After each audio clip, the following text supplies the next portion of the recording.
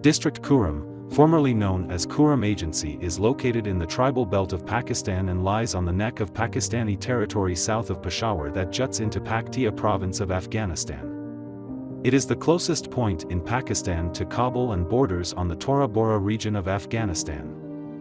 The district is divided into Upper Kurram, mostly inhabited by Shia Muslim, Lower Kurram, mostly inhabited by Sunni Muslim, and Central Kurram with Sunni majority as well. The region is known for its serene beauty, mesmerizing landscapes and diverse culture.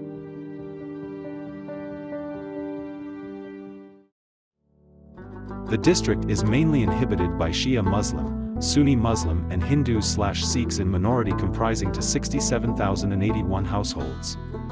The people have strong attachment to Pakistan and their ancestors had played a vital role in freedom movement back in 1947 and Kashmir War by then.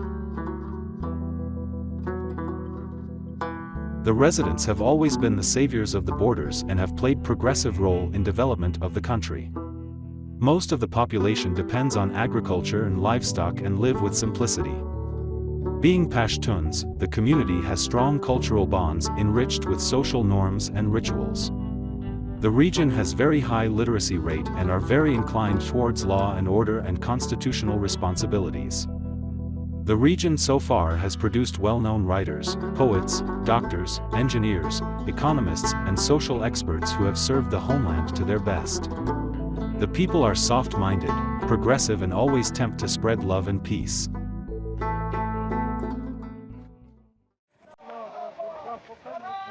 Kurram has been the Cold War field since the Great Game started at Afghanistan, and being known as Parrot's Beak, it is the retreat corridor for TTP as it have longest border with Afghanistan.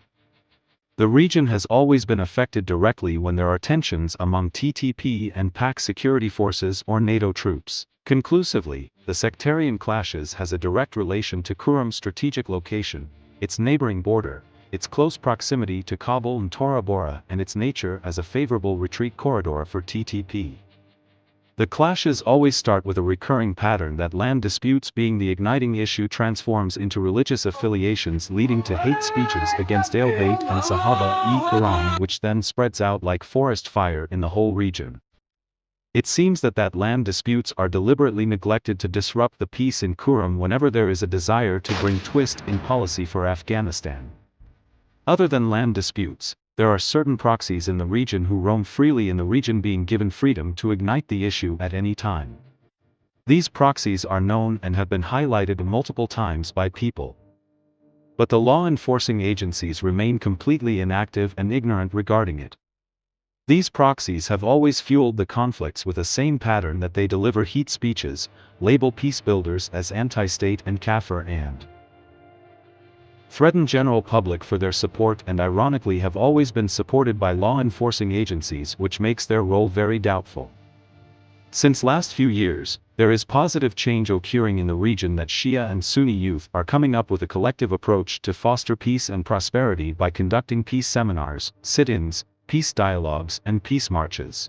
But unfortunately, hurdles are paved in their way and they are threatened indirectly to step back. At this point, one can assume that the region is being used as a test laboratory by evil stakeholders again and again to create chaos, uncertainty, division, and disintegration to achieve their evil intentions, which is very shameful and disappointing. Kurram, being a hotline with multiple war zones, has been facing distress since long, but more deadly since 1996, followed by 2007 to 2012 sectarian clashes, and currently has a recurring chaos for the last 12 months.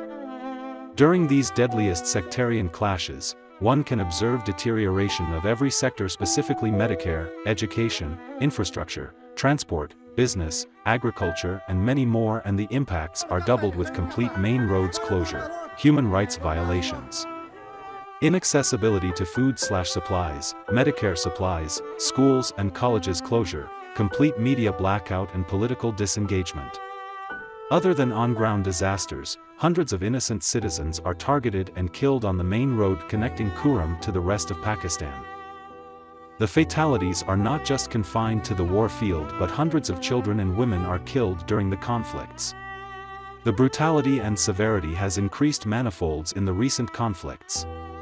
It is very heart-wrenching to see people slaughtered and cut into pieces while traveling in law enforcing agencies' convoy, teachers being slaughtered by their students and fathers being killed in front of their 3-year-old sons just a day before Eid.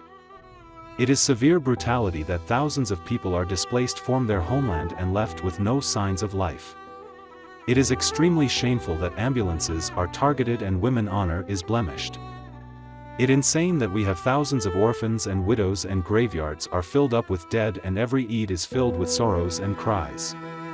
The war has left us empty and dead and we appeal to be kind-hearted and human. We need nothing, no college, no hospital, no demands but just peace, peace and peace.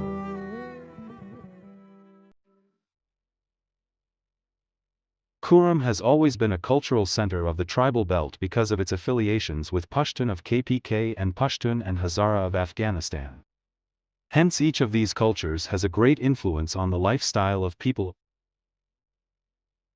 The recurring conflicts have deeply affected the region's cultural exchange and have created lack of tolerance and social assimilation.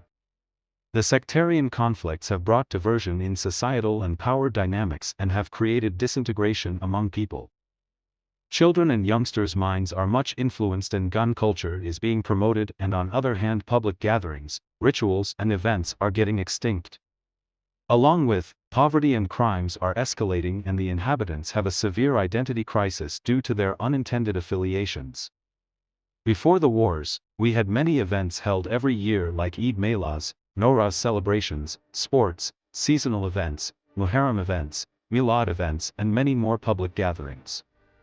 Not only the children but one can find most of the youngsters having guns in their hands as a symbol of bravery and conduct firing competitions. But now the public spaces are dead because of the fear to be blown up in bomb blasts. Every family is mourning their dead and happiness and enthusiasm no more exists in their lives.